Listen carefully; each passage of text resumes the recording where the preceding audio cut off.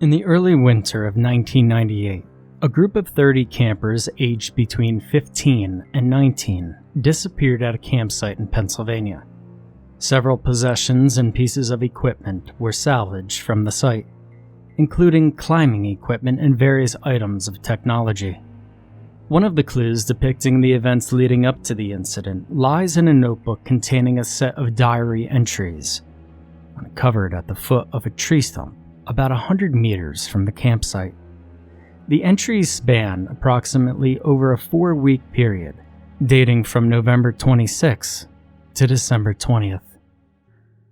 Thursday, November 26, 1998. So I've got this new diary for my birthday present last week, and since I've nothing better to do than write in it, that's what I'll do, I guess.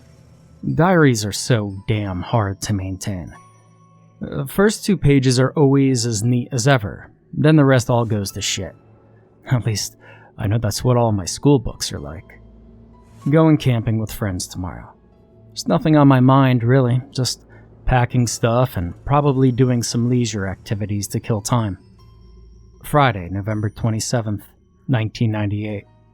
Hooray! We've arrived at campsite and it's raining. The weather sucks and the cold is horrible, but at least they said it might snow throughout the weekend. Then we can roll down the hills.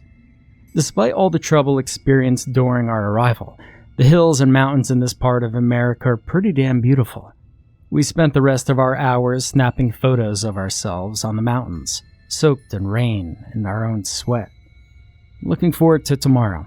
The guy organizing the trip says he's got some fun activity planned. But I bet you $5, it's just a simple walk. Sunday, November 29th, 1998. I skipped yesterday's entry. Well, it's not like anyone's forcing me to write or anything. I kind of feel guilty when I don't. And it turned out the fun activity was an orienteering game of some sort. At the end of the day, I just collapsed onto my sleeping bag and died. Monday, November 30th, 1998. And what did I say about my handwriting? I just looked at yesterday's entry and it looked like it had been written by a hobo. Seems I've given up with the neatness obsession already. Tuesday, December 1st, 1998. I'm trying so hard not to miss a day. Hate leaving a blank space for the date. Still, it would be better to have more than just one sentence in the box. The 4th day in the tent and I'm still alive. But Jack doesn't look like he's having a great time. Vomited twice today, and he hasn't eaten since. He stays in his tent all day. Hopefully he gets better after a few days. We can't send him home in the middle of the expedition. Friday, December 4th. Look at all these days I've missed. I need a shower. Saturday, December 5th. Really quite worried for Jack. He seems to be sick in the head now, just not his stomach. Earlier today, I asked him how he was and he just responded by saying, "I hear shadows." I mean, if you think about it, how can you hear shadows anyway? Yeah, he's really not feeling well. Sunday, December 6th. I've gotten to a great habit of writing consistently now. I need to try to keep this up. I told the leader guy to make us some hot tomato soup, and he brought us lemonade for dinner. I guess I'm seriously worked up when I'm angry because somehow it ended up with me punching him in the nose. Got suspended from all group activities for 3 days. Looking forward to sitting in my tent with Jack for a few days whilst everyone else is running about in the hills enjoying themselves. Monday, December 7th. I'll be honest with you, Jack's being annoying as fuck. When he's not going on about how ill he is, he's complaining about tiny noises outside the tent. He thinks there's a serial killer or something out there. To be honest, I wish there was. It would make things so much more interesting. I'm having a generally boring and miserable time here. Still got 5 weeks of this torture left. I wonder how Mom and Victoria are doing at home. They're probably watching TV on the couch after having forgotten about my poor ass. Tuesday, December 8th. I swear, I could hear something creep by just now. It's around 9 o'clock. The rest of the groups weren't back yet, so I went to take a look. But nothing was there. I can't help but to wonder, were these the noises that Jack was talking about? It's strange because I don't hear them in the night whilst I'm sleeping, only in the evening. It's great that it makes it a whole lot less creepy.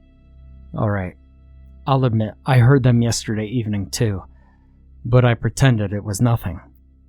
Jack won't respond to me when I'm trying to talk to him, even after I apologize for calling him a dickhead yesterday. I guess he's just really feeling down. Wednesday, December 9th. I heard the noises again today. They were distinct and more pronounced than they were yesterday. I'm planning to report this to the group's captain because I know this just isn't my imagination. Jack heard them too. That's proof. I'm absolutely sure there's something sinister going on behind the wall of tents, and I'm going to find out what the hell it is. Thursday, December 10th. The captain didn't seem convinced. Nevertheless, he put some of the older kids on patrol today. It was a rest day anyway. We'd all be staying inside the tents. The noises have gone away. How great. Perfect timing. One of the things I missed the most so far on this expedition is probably the TV. Can't wait to get back home and watch all the new programs of the new year. Saturday, December 12th. I'm allowed to join in activities again, but I can't be bothered. I'd rather sit in my tent and talk to Jack about stuff happening at school. But I'm being forced to take part, as always. It snowed this evening, much to the delight of the younger members of the group. For some reason, I'm not in the mood for anything today. Didn't even touch a single snowflake. Sunday, December 13th. I can hear crunching noises outside the tent, kind of creeping me out. Tuesday, December 15th. Oh shit. I hear screaming of some sort in the distance. I was planning to start writing a long emotional entry about how tired I am in the morning, but I'm just gonna check. Wednesday, December 16th. Oh my god. Help me, I can't. Remaining length of entry unscripted due to illegibility. Friday, December 18th. Great. I've just discovered I'd brought my diary along with me in my backpack. I'm in hiding, terrified I could die at any minute right now. What a great way to kill time. I thought I saw something in the corner of my eye on Monday. Looking around, I tried to spot what it was whilst packing my backpack. I heard those crunching noises behind me again. Even though it was early in the morning and I'd just regained half of my consciousness, I unzipped the tent and peeped out. There was nothing peculiar in front of me, so I dragged myself outside and turned around to face the direction the noises were coming from. First, I couldn't quite make out what the patch of blurry red and pink on the ground was, but then as I zoned back into reality, I realized it was a human. Jack, lying on the floor with his innards flying everywhere. He was shaking violently as blood ran down his neck and down the side of his shirt. At first glance, my mind was so startled by this sudden macabre scene that it refused to comprehend what it saw. Just stood there. I was in utter silence, frozen, total fear. Worst of all, Jack was completely silent. But I could tell he was in immense pain as he seemed to be gargling and choking, flailing about all over the place. Then I noticed that he was trying to move his arms to pull himself away from that thing. My eyes edged away from Jack and turned towards the creature that had seemingly done this to him. It certainly wasn't a pretty sight. To this day, I don't think I've ever been more terrified in my entire life. What I saw in front of me was something of a cross between a human and a spider. That's literally the best I can describe it for now. This thing was about the size of an adult man. Its bones stuck out from its skin, which was a raw and pinkish tone. A map of veins could clearly be seen protruding from its flesh, and it was bald with skin stretched tightly over its skeletal face.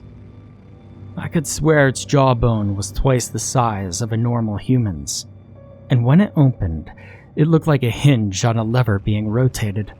Its eyeballs also stuck out from its face like two giant spheres, but they were placed on either side of the head like a rabbit's. Worst of all were its grotesque, contorted limbs. The first thing I thought of when it crawled was how much it resembled a spider or a giant insect. Sure, it had 4 limbs. It was standing on all 4 of them, much like a dog or a cat, but very much unlike a dog or a cat. They stuck out sideways like an insect's. It crawled extremely fast, and whenever it did, it was terrifying. About 2 seconds later, I realized my life was in danger. I saw the creature sniff the air as it turned its head unnaturally 180 degrees to greet me with its wide grin. And suddenly, it began to scuttle towards me at 100 miles an hour, writhing and bending in places I never thought possible. I snapped out of my petrified state and ran as fast as my legs would allow, screaming and crying as I thought of my own innards being torn out by the creature's dagger-like teeth as I choked to death on my own blood and pain. I wasn't even bothered to throw my backpack off my back. All I wanted to do was get away. To be completely honest, I didn't run because I thought I'd be able to escape from it or anything like that. No, I ran because I was trying to get away from that horrifying face I'd seen. It was one of the only times in my life that I'd ever thought I was truly going to die. Luckily for me, my climbing skills saved my life that time. I knew I wasn't going to outrun it, so I headed for the forest in search of anything that would fuel my survival for at least a few more seconds. Grabbing the branches of a tree, I pulled myself up with all my might as the thing crawled closer, and I worked my way up step by step. There were tears and snot everywhere, leaking down my face as I desperately tried to save myself. Sitting on the branches, I shook as I watched the creature intently, trying to crawl its way up. After a few seconds, I was so relieved and utterly delighted that I almost wanted to laugh. It couldn't climb. I was safe for now. I watched it snarl and slither back to the camp area. I could feel a sinking feeling in my stomach as I thought about the rest of the campers. With that thing around, they stood little chance of survival. But I wasn't getting off that tree until I was completely sure it was gone.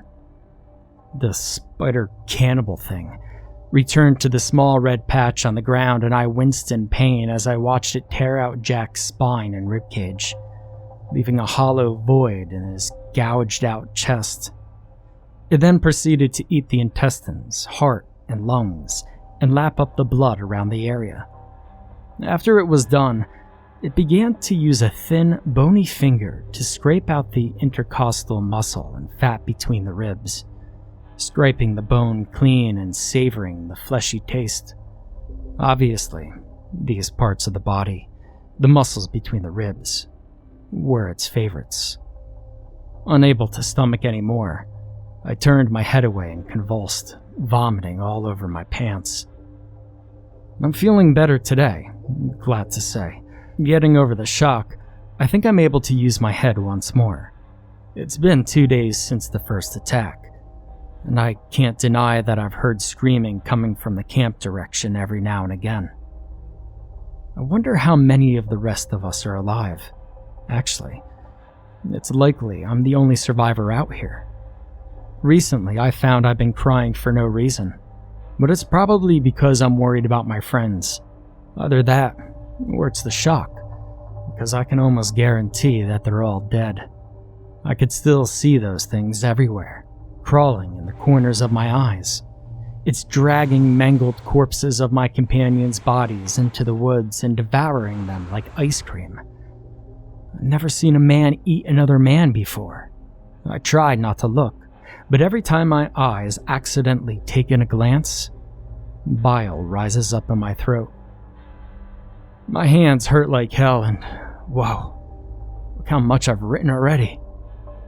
Looking back at my older diary entries, The only thing I ask myself is, why couldn't I write like this all the time? Well, guess I've got nothing better to do than sit up in a tree. I guess people only realize how precious life and time is when they've got a few days left to live. I mean, how many more days will these packs of biscuits in my backpack last me? I'm praying to God that I'll get out alive because I have a family and a home I need to return to. Oh my God.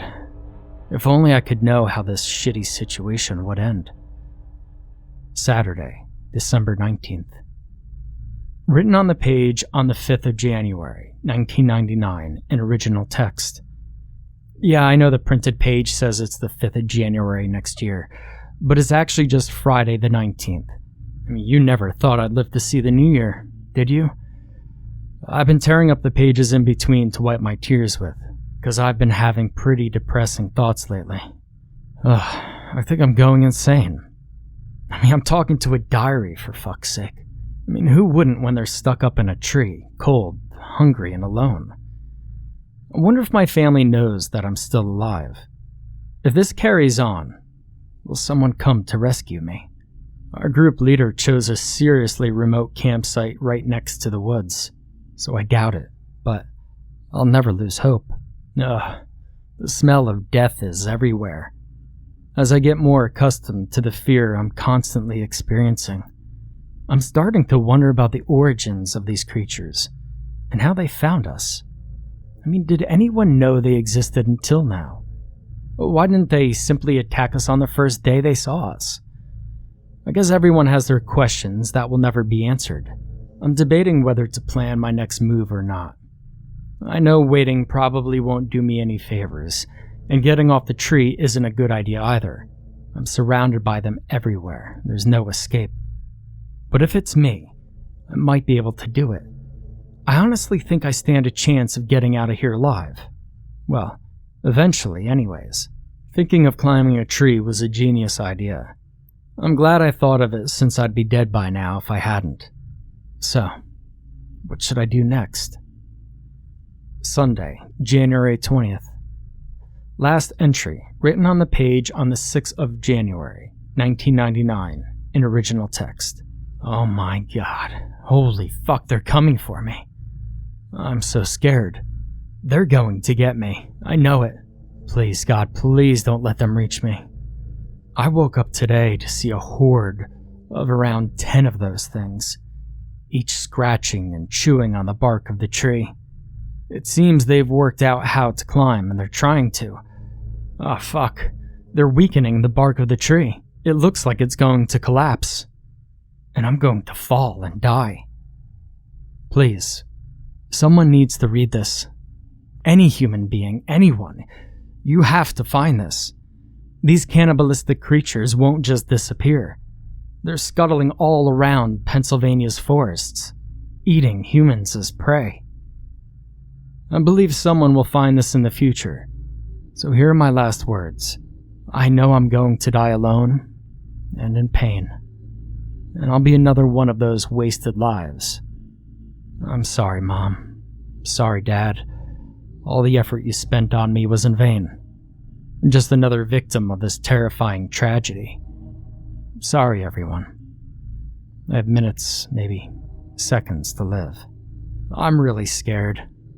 Their hungry mouths are beckoning towards me, their eyes glowing with anticipation, ready to tear me apart into shreds. I could just feel their long, jagged fingers ripping my skin, stripping off the flesh between my ribs. They broke the branch. It's cracking and slipping and breaking in half. They're getting nearer. I'm about to fall. Mysteriously, no obvious human remains were discovered at the scene of the disappearances. There have been many attempts to locate the creatures described in the entries after it was released to the public, with the creature being named the Spider Cannibal, as used in the context, with all attempts failed. However, several minuscule spots of dried blood and bodily fluids have been discovered all around the scene, and police are offering $250,000 to anyone able to provide trustworthy information in the hunt for the missing bodies at the camp. Chapter 2. Return to Pennsylvania. Part 1. It's been exactly 3 years since I saw my girlfriend Anne, with the last time being at the airport in Pennsylvania. I lived in PA for most of my childhood, but decided to pursue my studies abroad first in California, then in the UK. Returning to PA was by no means an easy journey. Taking study leave was a piece of cake. However, my part-time job wasn't enough to fund my ticket fares, so I'd have to work night shifts and extra hours to be able to save up for that single excursion. Moreover, I needed to see Anne desperately. I was afraid our relationship would deteriorate if I didn't play my part. To me, Anne was the most beautiful girl in the world. We'd known each other since elementary school, and we'd never lost contact until January, the year before last. She said a close friend had gone missing in December after a camping trip, and the authorities were unable to trace her body, leaving my girlfriend absolutely shattered. From then on, her emails were brief and sharp, and we gradually stopped calling or messaging each other altogether. I tried to contact her on her birthday, but even then my efforts were still futile. Though I understood why she was upset, she never even bothered to discuss the incident with me, nor did she rely on me as a source of comfort. It was as if she'd thrown me out of her life. Following this temporary mess in our relationship, I soon considered that I was the one to blame. I was selfish and only worried about our connection, knowing little to none about the incident she kept referring to. I searched for Pennsylvania news on this and realized that I'd been much more behind than I thought I was. 2 whole years behind, in fact. Since my mother, the only remaining member of my family left alive, died just after I went abroad, I had no close relatives to keep in touch with. However, still, it was hard to believe I'd missed such an incident occurring in my hometown.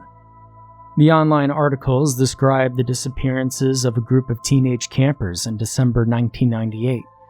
These teenagers were out on an expedition on the outskirts of PA, in a remote area next to a forest dangerously close to mine and Annie's hometown.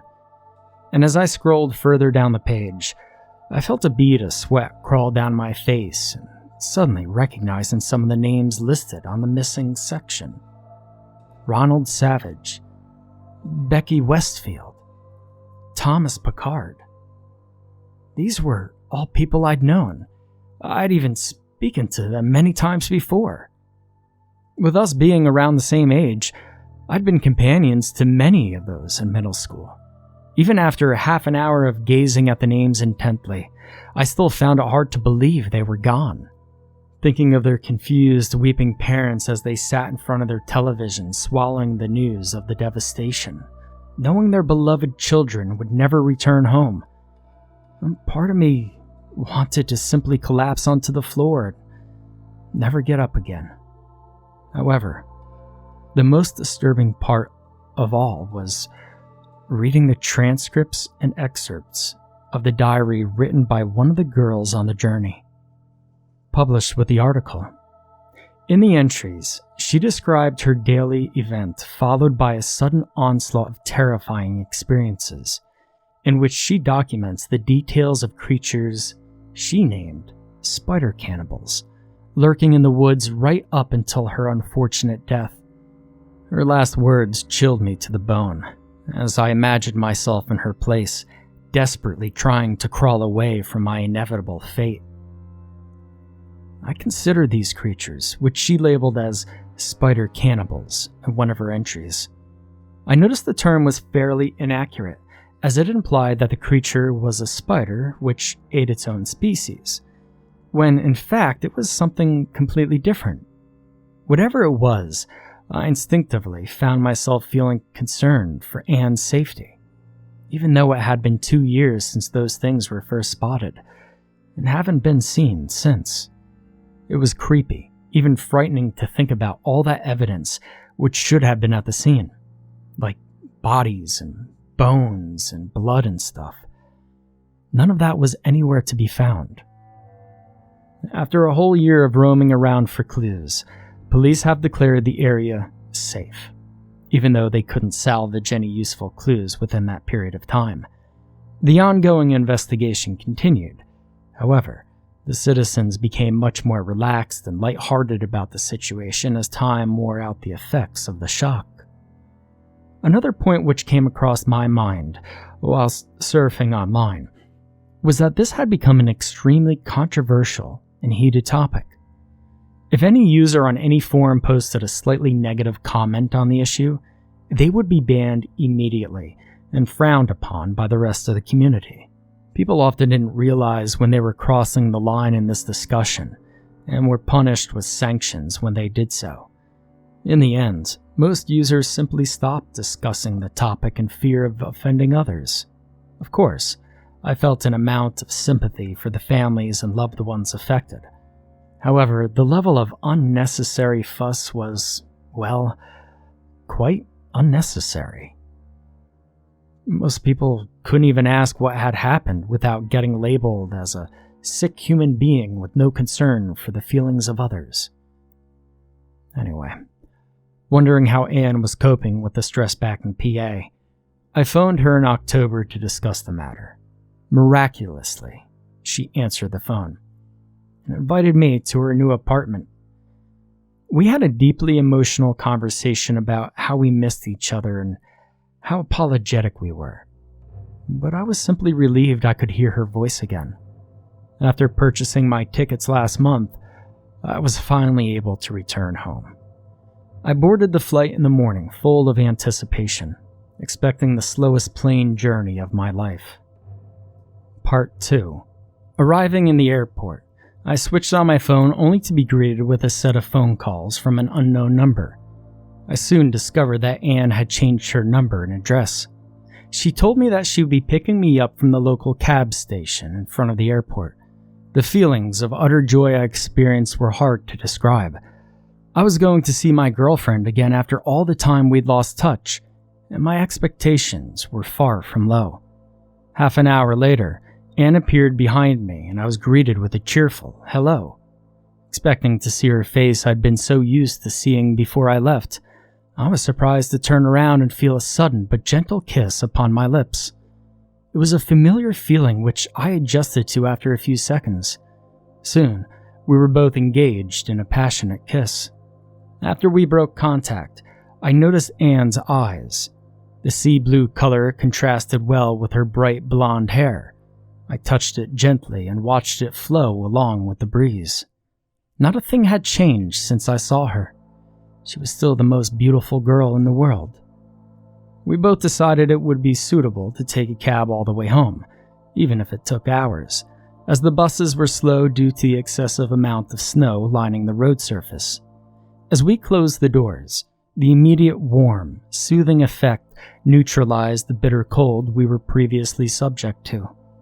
After time, we found ourselves talking about things we ignored throughout our lives, like the colors of houses. We told each other jokes, and Anne rambled on about her new job and apartment. All the while, I pretended to listen in. However, there was something which didn't seem right about the conversation.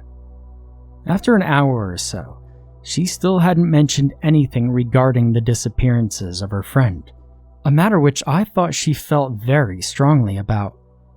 I had the distinct feeling she was trying to avoid the subject. She would interrupt me during sentences, probably because she suspected I would mention something about it. Then she would stutter, being tongue-tied afterwards. Genuinely sympathizing for her, I wanted to put an end to all of this. I just wanted her to tell me not just why she was so upset, but why she refused to talk about the issue, especially with me. She tried to brush it off with jokes or denial at first, but after asking a few more times, she simply replied, "I don't care." This confused me, as I knew that she was fully aware of the situation. "Why not?" I asked. "I heard some campers went missing around your area a few years ago. Was the friend you were talking about related to this?" Anne ignored my question and looked out the window. The green field that passed the cab was a familiar sight. I tried to remember where I'd seen the place before. Had I dreamt it somewhere? No. It was definitely the picture I saw online, of the campsite in which the 1998 disappearances occurred. For no apparent reason, I found myself sweating and my heartbeat began to accelerate. Was this really that place? I couldn't believe it, but it seemed so alike. Anne unfastened her seatbelt. Before I could ask what she was trying to do, she turned to the driver and demanded we stop right where we were and walk home, leaving him with the extra cash. We only have about a half an hour left, she told me. We might as well go for a romantic stroll. That's fine with you. Slightly bewildered, I agreed and stepped out of the cab onto the pavement, walking around the back to open the door and give my girlfriend a hand. She ignored it and stood up out of the cab on her own, leaving me stranded stationary with shame. Each step she took made a soul-shaped dent in the snow, which had built up quite a lot since we had left the airport. Well, where should we go? I asked. Are you familiar with this area? I felt a warm aura surround her as I saw her glistening smile. Yeah, I know this area pretty well. Is there something wrong? No. She took my hand and we walked towards the green plain, now covered in white chunks of snow. Was this a different place to the one I had imagined? Anne seemed to be quite comfortable around the area, which was unusual for someone whose friend disappeared there before. Maybe I'd mistaken it for somewhere else, or maybe it simply looked similar in the snow. It was approaching 9 at night. The grassy area lay underneath a fully moonlit, darkened sky, making the trees appear ominous and shadowy. But even though I doubted myself, my instincts told me to be wary of my surroundings. Anne was walking beside me, holding my hand. However, it brought me no comfort. In fact, it actually aroused an awkward sense of suspicion. Hey, Anne? Yes? Is this place, the place where those campers disappeared a few years ago? The place you always... Campers disappeared? She replied. I don't think I've heard of that. I paused for a second. Something seemed very wrong, and this time I was able to directly put my finger on what it was. Anne had definitely known what I was trying to talk about. She'd called me before we lost touch, crying about her friend who happened to be one of the missing victims. Furthermore, she couldn't have forgotten after just 2 years. Was she just trying to avoid the subject again? Most likely, but I wasn't going to let it slip. We continually ventured hand in hand further down the plain. The road seemed more distant now, and the sound of the cars softened as they disappeared behind the mountains. Sensing a tight atmosphere between us, I kept quiet for about 10 minutes, simply pretending to notice the beautiful scenery around us. However, it was dark, and it was unnerving me. I could see the edge of the moon begin to emerge, and I knew it was past 9 already. Anne, you know what I'm talking about. You even called me to tell me about your friend, whom you said had been a victim. Don't scare me, Jacob. What are you getting at? I'm not trying to scare you, it's just... you trying to joke around. I mean, this is serious. How could you simply acknowledge a friend had been missing, cry about it for a while, and then deny you ever knew her? Is that even humane? Now, I know you don't want to get into this subject again, but you can at least let me understand why you're upset. And I sighed. Furthermore, you never even fully told me what had happened. I had to go and research it myself after you scared me half to death and broke connection with me for seemingly no reason at all. Listen, we've known each other all of our lives, and this is how much you trust me? I mean, aren't we friends who are willing to share our feelings with each other? And then when something like this happens, you completely shut me out. Have I ever done anything to betray you? Anne was quiet. She didn't answer as we kept on walking deeper into the forest. It was at that moment I noticed we weren't walking towards the city like we should have been, but we were walking in the opposite direction, straight into the trees. Hey Anne, where are we going? Even I know the city isn't this way. We're going in a completely opposite direction. What's up with you? She was still silent, as I expected. I looked down at her. Her blonde hair looked much messier than before. The moonlight shone upon her fur coat, which was ripped and torn everywhere, almost like rags. How come I hadn't noticed that before? She didn't look half as beautiful now as when I first saw her a few hours ago. And as my gaze moved down towards her gloves, I spotted a thin red mark below her wrist. A cut, perhaps. I pushed her sleeve up her arm, but she didn't seem to respond. Concealed underneath the fabric were several lines of scars, some deeper than others. I took off my gloves to feel the texture of her arm. The patch of skin around the marks was cracked and sensitive. My feelings of anxiety turned into dread and shock. She'd been cutting her wrists. "What's wrong?" she asked. "You aren't as talkative as before. Cat got your tongue?" I jumped. Her voice made my blood run cold. All the warmth had been sucked out of the previously elegant sound. Now it was as cold as the snow surrounding us. "I don't blame you for my misery, but I'm afraid you're simply unlucky to be caught up in all of this.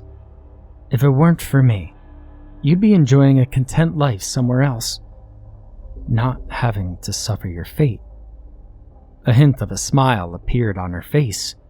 It both confused me and terrified me at the same time. Her words made no sense, yet she seemed to be so sure of what she was saying.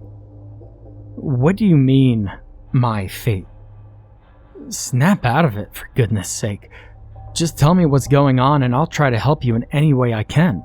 You don't have to be nervous." Even though I directed it towards her, I knew I was being hypocritical. I was quite sure that I was the only nervous one around. "Sorry, but it's too late. I'd known her since childhood. She's gone and you can't help bring her back. Anyway, what could you do to help me, Jacob? If I tell you, what are you going to say? You feel sorry for me and then forget about it later? To tell you the truth, you're nothing more than a stranger to me.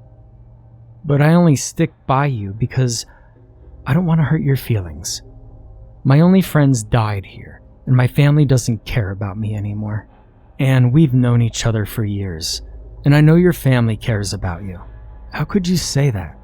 I don't care about anything," she smirked. Before I could reply, I heard the sound of metal scraping as I suddenly saw my own reflection staring back at me. To my horror, the look on my face was one of complete shock. Then I noticed Anne was holding a large kitchen knife in front of my face, with the blade angled down towards my neck. A bead of sweat trickled slowly down the side of my face as I gulped, staring into my own eyes. "Did you know, Jacob, that you were right all along?" Her light, almost psychotic chuckle made a shiver run down my spine. I'd never heard a human being laugh like that before, and it certainly shocked me unexpectedly. "This is the exact area where the disappearances took place. And I'm going to finish you here too, just like the rest of them." "What?" And suddenly I understood. I'd received the message loud and clear. She was going to kill me. We were in the midst of the forest, deep in the woods. She coaxed me into it. If I died here, my body wouldn't be found in months or even years. Also, how had Anne created that knife out of thin air? She must have had it with her all along, or brought it somewhere near the airport. I was frozen in terror. This was cruel, premeditated murder. I still didn't understand what was going on. However, all I could do was fight back. Since she was of a smaller stature than I was, there was a good chance I could defend myself easily without hurting her if I tried. But I still couldn't think of any reason why she would want to do something like this. However, if my girlfriend tried to kill me, Whatever happened afterwards wasn't my problem. I tried to kick and punch at her, however my body didn't seem to be responding to my commands. I couldn't understand what was going on until I looked down to see the blood, my blood, dripping down my trousers and staining my clothes. Suddenly, a wave of intense pain hit my neck. I yelled, but no sound was coming through. Falling to my knees, I clutched at the open wound and felt the palms of my hands being met with a constant flow of crimson liquid. Anne bent down and grabbed my hair, preparing to finish me off with the serrated edge of the menacing-looking knife. I finally realized that this wasn't the Anne I knew before. Her tragic experiences had made her an insane monster. I finally realized that the scars she acquired from the death of her friend were too much to bear, and they'd sucked the soul out of her body. The psychotic sparkle in her eyes was the clear mark of a madman.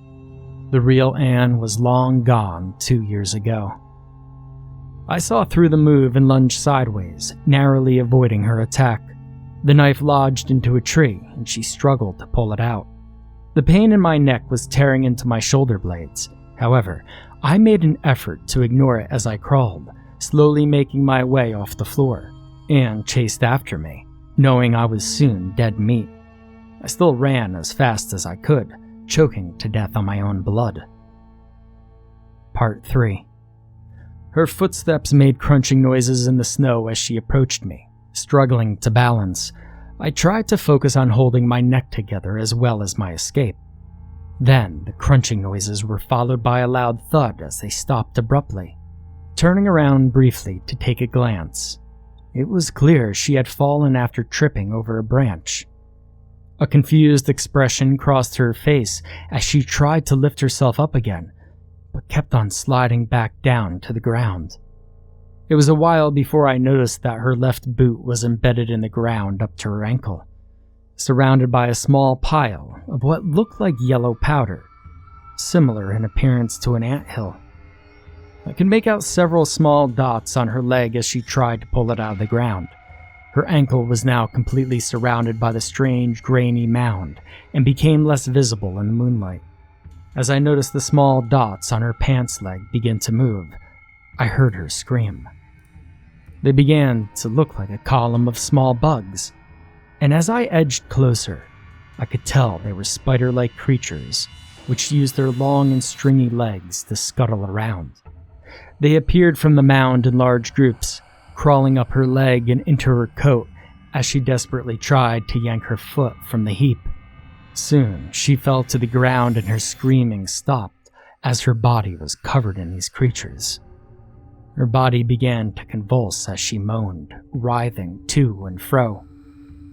Afterwards, I almost fell over again as I saw one of her arms dislocate outwards with a sickening pop. Her hair began to fall out rapidly, and I could make out a pinkish tone within her skin as her flesh dissolved and shrank into her bones. Another arm, followed by a leg, twisted away from her body as her eyes began to jut out of her skull from the effect of her tightening facial skin. As I pieced each aspect together in my mind, I recognized the image I was seeing. It was the same image in my head as I read the diary entry of the missing girl, as she was describing the creature she had seen. My girlfriend's once beautiful body had turned into this grotesque humanoid creature. Whatever those spiders were, they must have contained some sort of venom bile which affected an area of the brain. Either that, or they simply entered the brain themselves. Gradually digesting my thoughts, my mind turned to the girl's diary entry I read not that long ago. She was in a similar situation to myself, standing a few feet from a potentially lethal spider cannibal.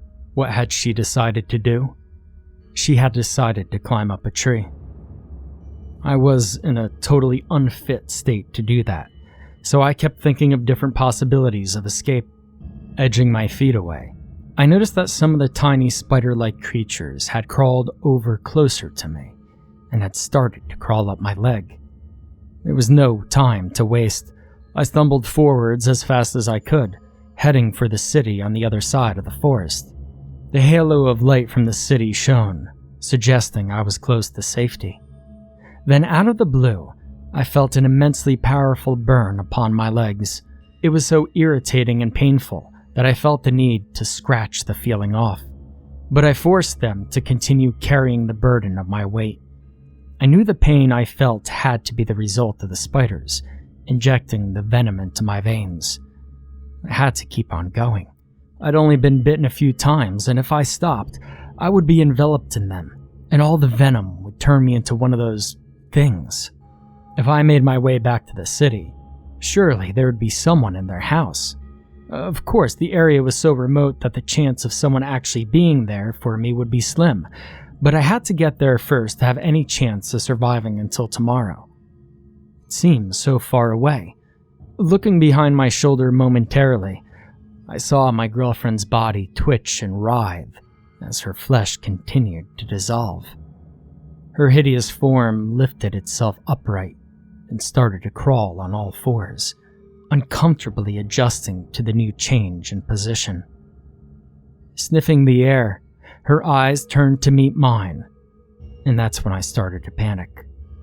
Racing down the frozen path, I clutched my neck tightly as I dodged trees and jumped over branches, pursued by the most terrifying sight I'd ever seen. I guess my haste simply got the better of me in the end as I ran head-on into a river. The strange thing was, I hadn't even tripped over anything. I'd just fallen in from my carelessness. I swam to the top of the water to gasp for air and clung on to the edge of the banks, and a finger passed the bloody dent on my neck. The wound was deep, however, not as deep as it first felt. Also, I was glad it was beginning to scab over. Turning my head to inspect my surroundings, I noticed the spiders were gone. So was my girlfriend's spider cannibal form. A foul stench began to rise in the water, and when I turned my head in the direction of the smell, I made out a body floating in the water's surface, as a sizzling sound could be heard. It was enough to send me springing onto the banks and out of the river, looking back to face the body. I could tell its limbs were still flailing. However, its motion slowly stopped into complete stillness. It was a close call. As luck would have it, my clumsiness saved my life this time, or at least prolonged it for a while. But I knew who and what it was instantly after looking at it. Her skin reacted violently with the water and caused a temperature rise, stripping her of the muscle and tendons underneath. Her corpse was no more. A minute later, I felt a tear run down my face. Seeing the spiders scuttle across the twisted arm of the corpse which lay on the bank acting as a bridge, I quickly turned to escape. As I dashed for the city, I couldn't help but think of how I'd finally lost everyone I'd ever loved, even though I should have known my girlfriend was gone years ago. My family was dead. Many of my friends had gone missing and more were probably dead. And now my girlfriend Anne had been taken away from me, the final victim of the unfortunate death streak I seemed to carry around. I thought about that kiss Anne had given me at the airport. It felt so passionate, so real. Yet it was simply a distraction to try and take my attention away from the scars she wanted so desperately to hide. That premeditated murder wasn't her fault at all. An insane psychopath had taken over her body since she died inside from the grief. And it was my fault for not being there to support her. And even if I survived all of this, how could I live with myself knowing I took part in causing my girlfriend's death? And then what would I do with my remaining 70 or so lonely years of life afterwards? The burn in my legs returned and I understood what had happened.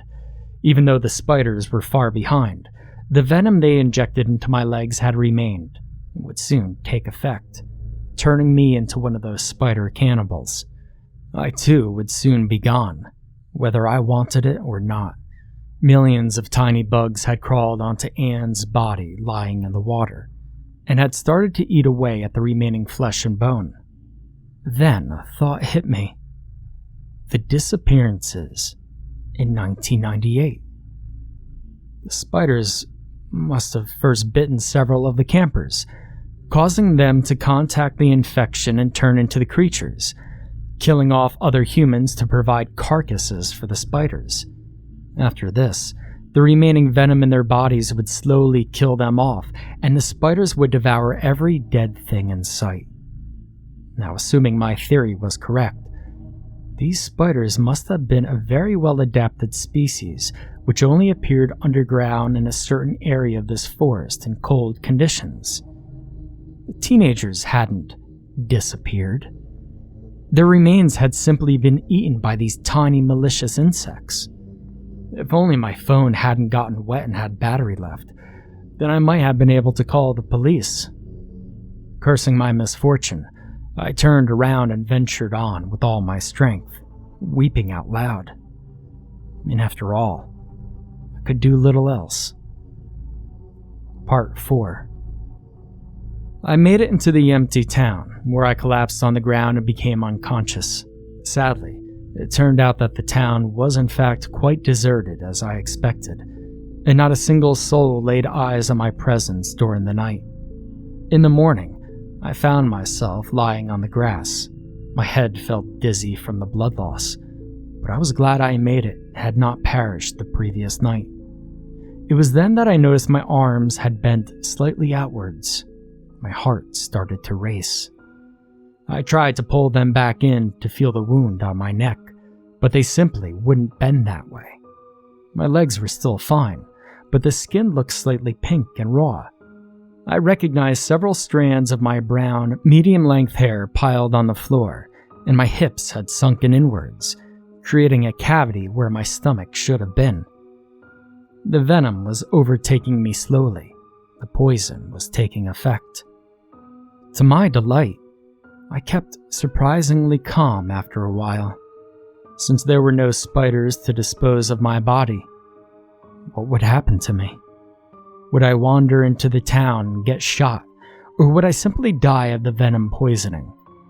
I hope that maybe one day a scientist would find my body and use it for research to save other lives instead of leaving me here to rot. So, at the moment, I'm still feeling generally relaxed, but I can't deny that I'm quite anxious. Will death hurt, or will God take it easy on an innocent bloke like me? Even if I stay alive, I have nothing to live for. I have no family or friends, no career ahead of me. I will never date another woman again. I will never have children. I will never do anything productive. I'd rather die than become a waste of space. On our first date, I remember Anne once asked me, "Hey Jacob, if you only had one single day to live, what would you do with it?" I don't know. Probably tell my family I love them, I guess, or try to meet somebody famous, I responded. I wish I'd sounded a bit more serious, since I can't do either of those things now. I'm simply nobody, and I will die nobody. I wish I knew that earlier on. Then I would have simply committed suicide instead of suffering this long. On another note, a man just walked by. How exciting.